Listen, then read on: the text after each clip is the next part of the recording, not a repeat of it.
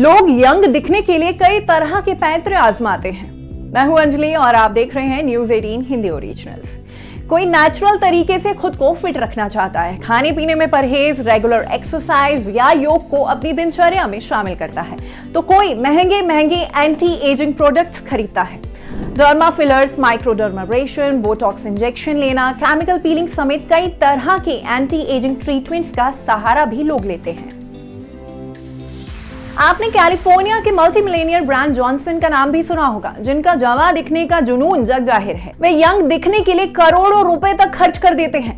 वैज्ञानिक भी लगातार एंटी एजिंग को लेकर शोध कर रहे हैं। इंसानों की एजिंग की प्रक्रिया को धीमा करने और उससे रिवर्स करने की कवायद लगातार जारी है। इसी कड़ी में चीनी शोधकर्ताओं ने एक थेरेपी का विकास किया है, जिसके लिए उनका दावा है कि ये थेरेपी इंसानों के शरीर में बढ़ती उम्र के साथ जो बदलाव होते हैं उन्हें कंट्रोल कर सकती है। एक्सपर्ट्स की टीम ने इसे हाइड्रोजन थेरेपी का नाम दिया है। जानकारी के लिए बता दें कि यह स्टडी पेपर नेचर कम्युनिकेशंस में प्रकाशित किया गया है। हाइड्रोजन ही क्यों? शोध में बताया गया है कि हाइड्रोजन को सही तरीके से बॉडी में डालने पर हाइड्रोजन ह्यूमंस के लिए थेरेपी की तरह असर करता है। वैज्ञानिकों ने यह भी दावा किया है कि इस हाइड्रोजन थेरेपी से बुढ़ापे से संबंधित बीमारियों को भी रोका जा सकता है। दरअसल ऐसा इस आधार पर कहा जा रहा है कि वैज्ञानिकों के मुताबिक हाइड्रोजन सबसे लाइट होता है। साथ ही हाइड्रोजन कोशिकाओं की उम्र ढलने की प्रक्रिया को धीमा करने और यहां तक कि एजिंग की प्रोसेस को रिवर्स करने की भी क्षमता रखता है। यहाँ ये भी बता दें कि शोधकर्ताओं ने नैनो टेक्नोलॉजी की मदद से इस थेरेपी को विकसित किया है। कहा जा रहा है कि हाइड्रोजन के आम तरीकों से शरीर में प्रवेश करने की तुलना में ये प्रक्रिया 40,000 गुना ज्यादा असरदार है।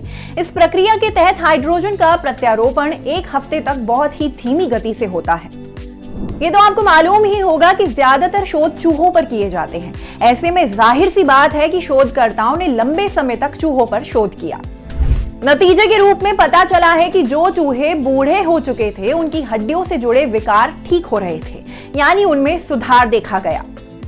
साउथ चाइना पोस्ट में शंघाई जियाओ तोंग यूनिवर्सिटी के संवाददाता लेखक ही क्यांजुन के हवाले से बताया गया है कि ये थेरेपी बढ़ती उम्र में पेश आने वाली तमाम दिक्कतों को दूर करने में मददगार साबित हो सकती है। यहाँ तक कि अल्जाइमर का सॉल्यूशन भी बन सकती है। असल में इस पद्धति को बूढ़े लोगों में बोन रिलेटेड प्रॉब्लम्स के ट्रीटमेंट के लिए विकसित किया गया था।